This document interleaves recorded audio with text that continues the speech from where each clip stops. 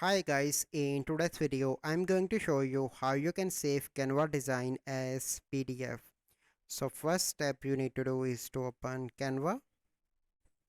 So let me open the Canva, and once you open Canva, so here you can see my recent designs. So let's suppose this design. Okay, so let's suppose I created this design and now I want to save this as a PDF.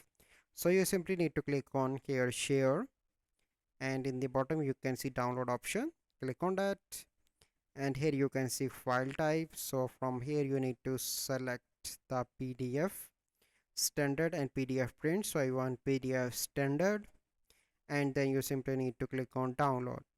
Wait for a few seconds so that it will complete download. Okay, click on start download and open folder.